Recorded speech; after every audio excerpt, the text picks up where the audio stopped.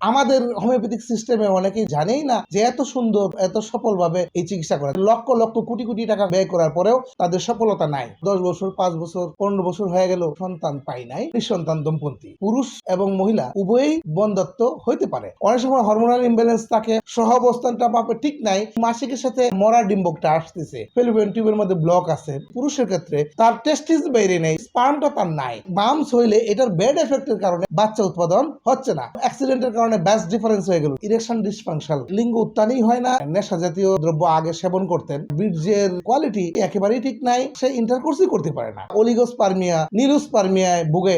Sperm উৎপাদনের জন্য যে আমাদের কাছে মেডিসিন আছে, ক্লিনিক্যালি ভাবে প্রমাণিত, আমাদের ট্রিটমেন্ট নিলেই পরে সেটা বোঝা যাবে। ডিম্বক তৈরি করার জন্য আমরা মেডিসিন ব্যবহার করি, শুক্রাণু তৈরি করার জন্য মেডিসিন গ্রহণ করাই। আমাদের কাছে যে আসলে পরে যে বিষয়টা হবে, সফলভাবে একজন দম্পতি মা এবং বাবা হইতে পারে। আমরা যখন একটা বডি স্ক্যান করি, বিভিন্ন ধরনের পরীক্ষা নিরীক্ষা করি, তখন দেখা যায় একজন মহিলার সিস্ট টিউমার, দেয়াল উঁচু নিচু, 3 মাসে মিসক্যারেজ হয়ে যায়, সময়ের আগেই বাচ্চা হয়ে যায়, অথবা স্টিল ব্রাথ যেটা মৃত বাচ্চা প্রসব হয়। এই বিষয়টার ট্রিটমেন্টটাও আমাদের কাছে খুব সুন্দরভাবে আছে। অনেক পুরুষ আছে স্পার্মের মর্টালিটি এবং এটা নড়াচড়ার হার একেবারেই কম। কিছু কিছু রোগ যেমন সিফিলিস, গনোরিয়া, হরমোন জাতীয় কোনো সমস্যা, ভেরিকোসেল একটা সমস্যা আছে, তাদের ট্রিটমেন্টটাও ইনশাআল্লাহ আমাদের কিউর পয়েন্টে হয়। সেক্সোলজি সম্পর্কে, আরসিএস বা রিপ্রোডাক্টিভ হেলথ সম্পর্কে যে চিকিৎসকের ভালো ধারণা না থাকবে, সেক্ষেত্রে অনেক সময় সফলতা আসে না।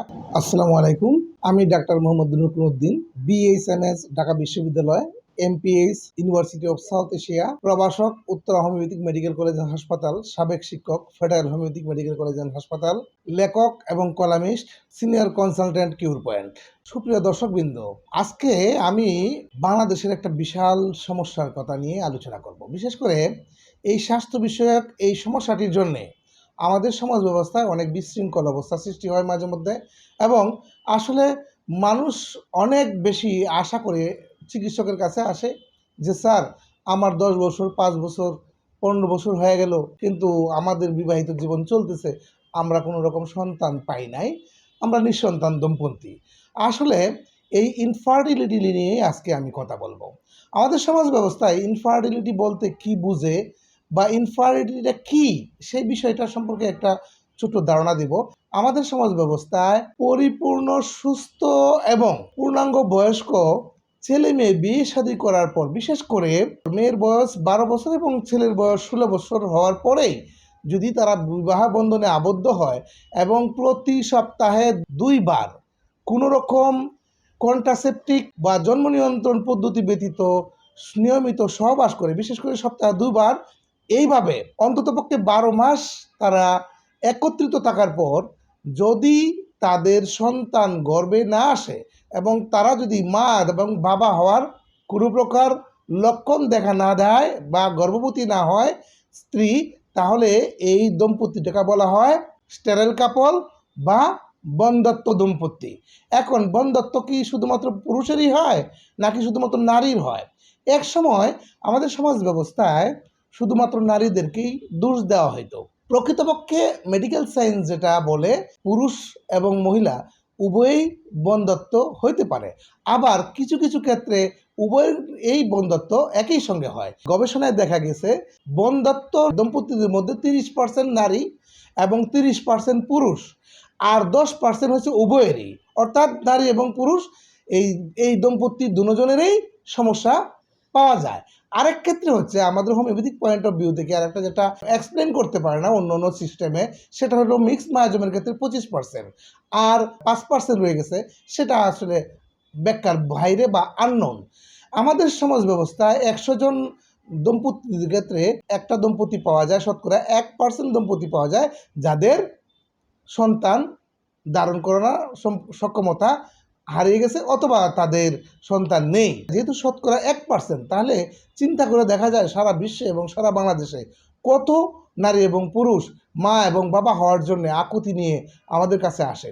মূল বিষয়টা হচ্ছে, আমি আজকে আলোচনার বিষয়টা হচ্ছে এটাই যে নারী এবং পুরুষ উভয়ের ক্ষেত্রেই যেহেতু এই বন্ধ্যত্বটা সৃষ্টি হয়, তাহলে এটার চিকিৎসাটা কি এবং কি কি কারণে নারী এবং পুরুষের বন্ধ্যত্ব সৃষ্টি হয়। প্রথমের ক্ষেত্রে আমরা এটা বলতে পারি, নারীর ক্ষেত্রে যদি তার সঠিক বয়স না হয়ে থাকে, অথবা সে 11 বছর হইল, 12 বছর হয় নাই এখন পর্যন্ত, বা 10 বছর বয়স হইল, সেই সময়, এবং আরেকটা মহিলাদের ক্ষেত্রে যখন তার নারীত্ব কমে যায়, বিশেষ করে যখন মেনোপজ হয়ে যায়, মিন্স যখন বন্ধ হয়ে যায়, সেই ক্ষেত্রে আরেকটা হচ্ছে অসুস্থতাজনিত কারণে জরায়ু, ফেলোপিয়ান টিউব, সার্ভিক্স, এমনকি ওভারি এবং কিডনি জাতীয় কোনো সমস্যা, হার্টের সমস্যা, পিটুইটারি গ্ল্যান্ডের সমস্যা, অনেক অনেক ধরনের রোগ ব্যাধি আছে যেগুলোর কারণে নারীর বন্ধ্যত্ব হইতে পারে। অনেক সময় পরীক্ষা নিরীক্ষা করে এসে বলে যে ডাক্তার সাহেব বা স্যার, আমার তো কোনো রকম সমস্যা নাই, কোনো কারণ ছাড়া কোনো কিছুই সৃষ্টি হয় না। এটা হচ্ছে আমি বা ওই ডাক্তার বুঝতে পারে নাই যে কোথায় সমস্যাটা, এক্সপ্লেন করতে পারে নাই। অনেক সময় হরমোনাল ইমব্যালেন্স থাকে, অনেক সময় দেখা যায় স্বামী স্ত্রীর অবস্থানটা, সহ অবস্থানটা বাপে ঠিক নাই, সেটা ডাক্তার ঠিক করে দিবে। আর অনেক সময় দেখা যায় ডিম্বক প্রতি মাসেই নিঃসৃত হচ্ছে, এবং আরেকটা যে জিনিসটা হচ্ছে সেটা নিয়মিত মাসিক হচ্ছে, কিন্তু মাসিকের সাথে সেটা মরা ডিম্বকটা আসতেছে।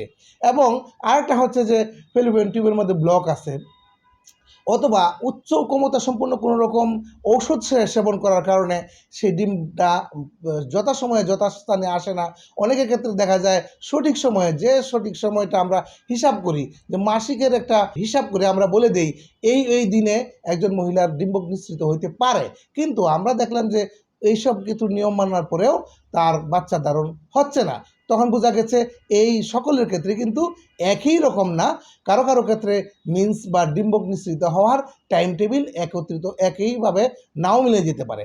পুরুষের ক্ষেত্রে অনেকগুলো বিষয় এরকম থাকে। এরকম পুরুষ পেয়েছি হার্মোপ্যারেটিক, তার টেস্টিস বাইরে নেই, বা টেস্টিস থেকে যে শুক্রিটটা তৈরি হয়, স্পার্ম বলা হয়, সেই স্পার্মটা তার নাই।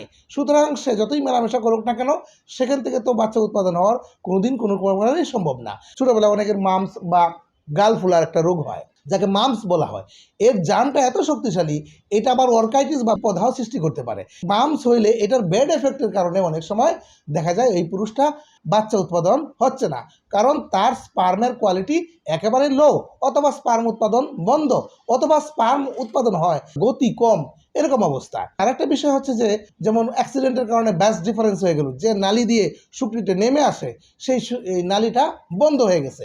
আর একটা বিষয় আছে যে হ্যাঁ, কিছু কিছু কারণে এরকম কিছু ঔষধ বা এসব কিছু নেশা জাতীয় সে গ্রহণ করে, জিনগতভাবে এরকম পরিবর্তন চলে আসছে যে তার স্পার্ম সক্ষমই না ডিম্বককে নিষিক্ত করার জন্যে। আর একটা বিষয় হচ্ছে এরকম অবস্থা, তার সব কিছুই ঠিকঠাক আছে, কিন্তু তারপরেও ওইটা হচ্ছে না, বাচ্চা হচ্ছে না। সেটার পিছনে কারণ থাকে তার বীর্যটা বের হওয়ার পরপরেই, এবং সেটা ভ্যাজাইনায় প্রবেশ করার পরপরই শুক্রিট মারা যায়। এখানে মহিলার কিছু ফ্যাক্টর থাকে, কেমিক্যালি ফ্যাক্টর বা রাসায়নিক কিছু বিষয় থাকে, আর এখানে পুরুষেরও কিছু দুর্বলতার বিষয়গুলো থাকে। আর এক ধরনের পুরুষ আছে, সঠিকভাবে সে তার স্ত্রীর সঙ্গে মেলামেশাই করতে পারে না, বা ধ্বজভঙ্গ বা ইম্পর্টেন্সিতে সে ভুগে, বা অলিগোস্পার্মিয়া, হ্যাঁ, নিরুস্পার্মিয়ায় ভুগে। সেই ক্ষেত্রে একটা পুরুষ মানুষের এটা তার বন্ধ্যত্ব সৃষ্টি হইতে পারে। তা আমরা ইতিপূর্বে কিছু কিছু বিষয় নিয়ে আলোচনা করলাম যে কী কারণে মানুষের বন্ধ্যত্বটা সৃষ্টি হইতে পারে। এখন আসেন, এই জাতীয় সমস্যার জন্যে আমাদের সমাজ ব্যবস্থায় অনেক অনেক অনেক জায়গায় এরকম শোনা যায় যে লক্ষ লক্ষ কোটি কোটি টাকা ব্যয় করার পরেও তাদের সফলতা নাই। আমাদের হোমিওপ্যাথিক সিস্টেমে অনেকেই সেটা জানেই না যে এত সুন্দর এত সফলভাবে এই চিকিৎসা করা যায়। আমি নিজে ব্যক্তিগতভাবেই, আমার বর্তমান বাচ্চা হচ্ছে 457 জন। অনেক অনেক কেস এরকম আছে যে তারা আমেরিকা, তারা সিঙ্গাপুর, তারা ইন্ডিয়াতে ট্রিটমেন্ট করে আসছে। সেখান থেকে বলা হয়েছে যে আপনি কোনোদিন বাবা হবেন না। কেন? যে আপনার স্পার্ম নাই। তা আসলে স্পার্ম উৎপাদনের জন্য যে আমাদের কাছে মেডিসিন আছে, এবং এটা যে ক্লিনিক্যালিভাবে প্রমাণিত, সেই বিষয়টা আমাদের ট্রিটমেন্ট নিলেই পরে সেটা বোঝা যাবে, এটা জানা যাবে, এবং এটাই সত্য। আরেকটা বিষয় হচ্ছে যে এই সেক্সোলজি সম্পর্কে যে চিকিৎসকের ভালো ধারণা না থাকবে, যাদের এই আরসিএস বা রিপ্রোডাক্টিভ হেলথ সম্পর্কে ভালো ধারণা না থাকবে, বা উচ্চশিক্ষিত কোনো রকম ডাক্তার বা প্রশিক্ষণপ্রাপ্ত কোনো ডাক্তার যদি না হয়ে থাকে, তাহলে সেই ক্ষেত্রে অনেক সময় সফলতা আসে না। কিছু কিছু বিষয় এরকম আছে যে আমাদের সমাজ ব্যবস্থা অনেকে বলে যে স্যার, আপনি কি গ্যারেন্টি দিবেন? শুধুমাত্র হোমিওপ্যাথিক সিস্টেমে না, পৃথিবীর কোনো মেডিকেল সায়েন্স এটা গ্যারেন্টি দিতে পারে না। তবে অনেকে বলে যে হ্যাঁ স্যার, তাহলে আমি আইভিএফ করতে চাই। তাহলে আইভিএফটা কি? আইভিএফটা হচ্ছে এটাকে বলা হয় ইন ভিট্রো ফার্টিলাইজেশন। অর্থাৎ এই ফার্টিলাইজেশনটা, এই নিষিক্তকরণটা হয় দেহের বাহিরে। একজন মহিলার কাছ থেকে ছোটোখাটো একটা সার্জারির মাধ্যমে ডিম বের করে নিয়ে আসা হয় এবং পুরুষের কাছ থেকে শুক্রাণু সংগ্রহ করে এটা ল্যাবরেটরির একটা টেস্ট টিউবের মধ্যে আলাদাভাবে এটা আগে বাচ্চা উৎপাদনের জন্য যে জায়গাটা তৈরি হয় সেটা আগে তৈরি করার পরে মহিলার জরায়ুর ভিতরে রাখা হয়। কারণ এই নিয়ে আমাদের সমাজ ব্যবস্থা এটা নিয়ে সমালোচনা করে বা অনেকেই এটা বিষয়টা ভালো করে বুঝে না। আর আসলে এই বিষয়টা হচ্ছে যে ল্যাবরেটরির মধ্যে যখন এই কাজগুলা করা হয় তখন তো আপনি করতেছেন না কাজ, অন্য কেউ করতেছে, চিকিৎসক করতেছে। বা সেটা যদি অনেক বেশি বিশ্বস্ত না হয়ে থাকে, যদি মহিলার ডিম্বক নাই থাকে, যদি পুরুষের স্পার্ম নাই থাকে, তাহলে এইটা কোথায় থেকে আসলো? আমরা যেটা করি, আমরা মহিলার ডিম্বক যদি না হয়, ডিম্বক তৈরি করার জন্য আমরা মেডিসিন ব্যবহার করি। যখন পুরুষের সুকৃত না থাকে তখন আমরা সুকৃত তৈরি করার জন্য মেডিসিন গ্রহণ করাই এবং আমরা সফলভাবে এটা আমরা পারি ইনশাআল্লাহ। তা আমাদের কাছে যে আসলে পরে যে বিষয়টা হবে ইনভিট্রো ফার্টিলাইজেশন বা আইভিএফ যে একটা সমালোচনা হয়, সেই সমালোচনার বাইরেই আমরা সফলভাবে একজন দম্পতি মা এবং বাবা হইতে পারে। অবশ্যই 40 বছরের আগে, বিশেষ করে মহিলার বয়স 40 বছরের পরে হলে এমনিতেই তার ওভারির মধ্যে ডিম্বকের পরিমাণটা অনেক কমে যায় এবং যেগুলো থাকে অনেক সময় সেগুলো অর্ধমৃত, মৃত এবং অপরিপক্ক ফলিকলগুলো থাকে, সেগুলোর ক্ষেত্রে মানে অনেক সময় কাজ দেখানোটা বা আমাদের ট্রিটমেন্ট করাটা কিছুটা কষ্টসাধ্য হয়ে যায়। তা আমি আপনাদেরকে এই কথাই বলবো যে যাদের এই বিষয়গুলো, এই সমস্যাটা আছে, তারা বিশেষ করে মহিলাদের 40 বছরের পূর্বে হলে আমাদের কাছে বেশি ভালো হয়। তবে 40 বছরের পরেও আমার কাছে এরকম রেকর্ড আছে যে আলহামদুলিল্লাহ মা হতে পেরেছে। তবে এর অনেক বেশি কাঠখড় পোড়াইতে হয়, একটু সময় নিয়ে নেয় বেশি। সেজন্য আমি এই ধরনের রুগী যারা আছে তাদেরকে বলবো আপনারা আইভিএফ করার আগে অন্ততপক্ষে আমাদের একজন অভিজ্ঞ, একজন সুশিক্ষিত, একজন উচ্চশিক্ষিত ডাক্তারের শরণাপন্ন হতে, অথবা আমাদের কিউর পয়েন্টে যোগাযোগ করুন। ইনশাআল্লাহ আমি আপনাদেরকে কথা দিচ্ছি, আমি এই ব্যাপারে আপনাদেরকে যথাসাধ্য চেষ্টা করব এবং আমি অতীতে যে সফলতার হার আমার, এই সফলতার হার আপনাদের ক্ষেত্রেও এটা প্রতিফলিত হবে বলে আমি বিশ্বাস করি। অনেকে বলে যে স্যার আইভিএফটা তো খুব তাড়াতাড়ি হয়ে যায় এবং এটা অনেকটা সময় আমরা জানি যে এইখানে গেলেই অনেকটা আমরা সফল হয়ে যাব। তো অনেক ক্ষেত্রে আমাদের কাছে আসে যে স্যার টাকা পয়সা তো অনেক খরচ করে ফেলেছি, আইভিএফটা করলে অনেক সময় দেখা যাচ্ছে যে বলা হয় যে আপনার 2-4-5 লাখে সেটা সমস্যাটা সমাধান করা হবে। কিন্তু আমার কাছে অনেক পেশেন্ট আছে যাদের আমাদের কাছে আসছে আইভিএফ করার পরে অথবা আইভিএফে গিয়েছে, তাদের কাছে যতদূর জানতে পারছি যে এটা 5 লাখ, 7 লাখ, 10 লাখ এরকম অনেক বিশাল অঙ্কের টাকা প্রয়োজন হয়ে যায়। আমাদের ক্ষেত্রে আমি ব্যক্তিগতভাবে সর্বনিম্ন, তবে এইটা এখন এতটা সম্ভব না। যখন আমি 26 বছর আগে যখন আমি এই কাজটা শুরু করি তখন মাত্র 3,000 টাকা খরচ করে কেউ মা বাবা হয়ে গেছে। আর এখন আমি দেখলাম যে 80,000 টাকা বা 1 লাখ টাকা এখানে এখন হয়ে যায়। তো কথা হচ্ছে যে আমরা যদি তুলনা করি যে আইভিএফ এর কথা সেখানে 10 লাখ লাগলে আমাদের 10 ভাগের 1 ভাগ খরচ হয়। একটা বিষয় আমরা আমাদের জানা দরকার যে মহিলাদের কি কারণে এই বন্ধ্যাত্বটা সৃষ্টি হয়।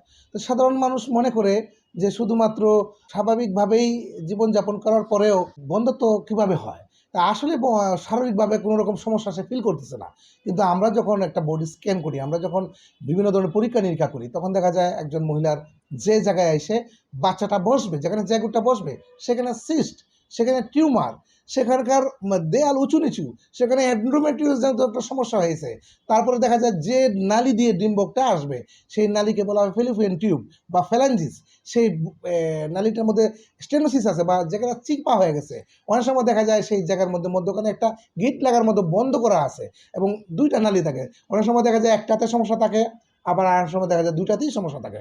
আবার অনেক সময় দেখা যায় যে জায়গায় ডিম্বকটা উৎপাদন হয় বা ওভারি যেটাকে বলি আমরা, এই ওভারির মধ্যে অনেক সময় দেখা যায় ডিম্বক যে জায়গায় পরিস্ফুটিত হবে, সেখানে অনেকগুলো ডিম্বক একসঙ্গে মারা গেছে। মারা যাওয়ার পরে সেখানে একটা ফলিকুলার সিস্ট তৈরি হয়েছে।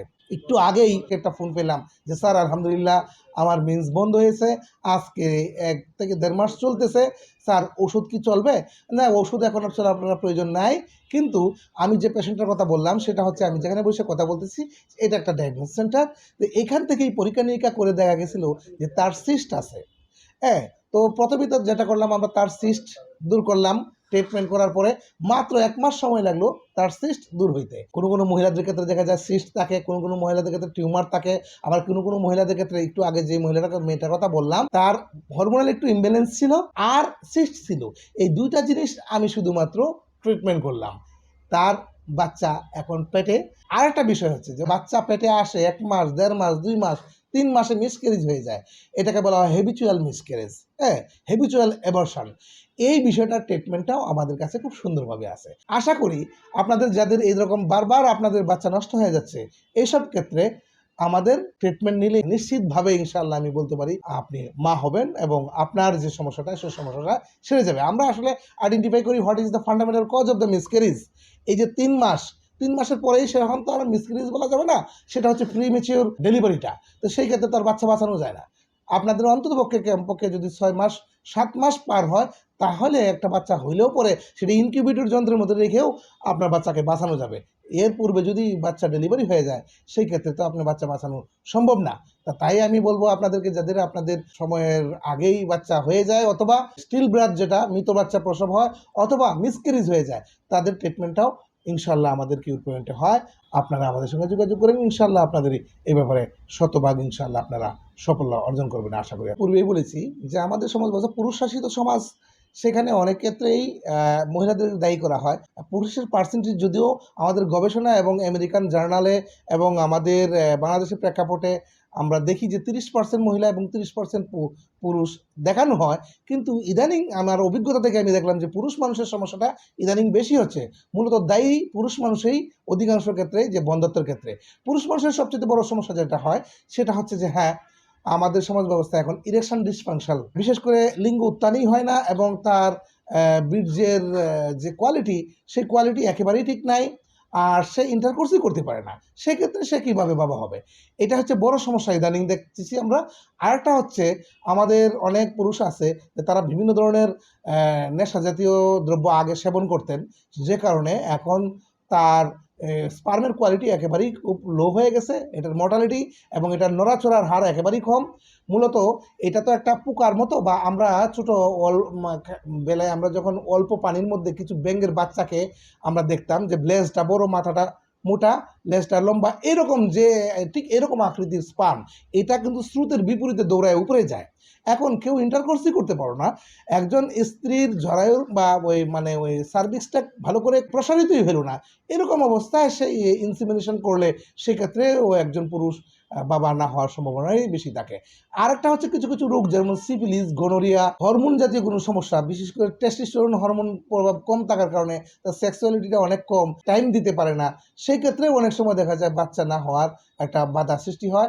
আরেকটা হচ্ছে ভেরিকোসেল একটা সমস্যা আছে, এই ক্ষেত্রে দেখা যাচ্ছে যে ভেরিকোসেল থাকার কারণে এখানে শুক্রিটের হার অনেক কম থাকে এবং এটা অনেক সময় দেখা যাচ্ছে ভেরিকোসেলের জন্য আমাদের বেস্ট ডিফারেন্সটা হতে পারে, এটা অ্যাক্সিডেন্টাল হোক এবং এটা অপারেশনালি হোক, অথবা এটা কোনো রকমভাবে মেডিসিন বা অন্য কোনো কারণে ব্লকের হওয়ার কারণে ভেরিকোসেল এটা একটা বড় দায়ী। যে বেস্ট ডিফারেন্স বা যে নালি দিয়ে শুক্রিটটা আসে সেই শুক্রিটটা ক্ষতিগ্রস্ত হয়ে গেছে, সেটার জন্য হতে পারে। আবার অনেক অনেক মানুষ আছে যে কেমিক্যাল কারখানায় কাজ করে, এবং আরেক ধরনের মানুষ আছে যে অত্যন্ত উত্তাপের মধ্যে সে যখন কাজ করে তখন তার বিচির মধ্যে অত্যাধিক উত্তাপ লাগার কারণে যে দেখা যায় তার স্পার্মের কোয়ালিটি একেবারেই লো হয়ে গেছে, অথবা তার স্পার্মের মৃত্যুর হার অনেক বেশি। সাধারণত মেডিকেল সায়েন্স বলা হয় যদি এটা শতকরা 20%-এর নিচে চলে আসে তখন তাকে বলা হয় যে আপনি কোনোদিনই বাবা হবেন না। তবে আমাদের ক্ষেত্রে সেটা ভিন্ন।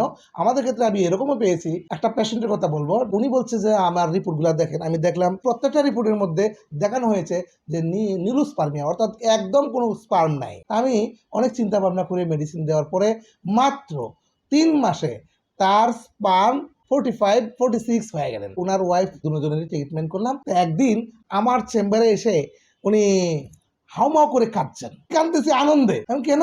আমার ছোট বোন হচ্ছে গাইনোকোলজিস্ট, উনি আজকে আমার ফিটাল হার্ট সাউন্ড আমার বাচ্চা শুনাইছে, সেই জন্যে আপনার জন্যে মিষ্টি নিয়ে আসছি। সবাই মিলে মিষ্টি খেলাম।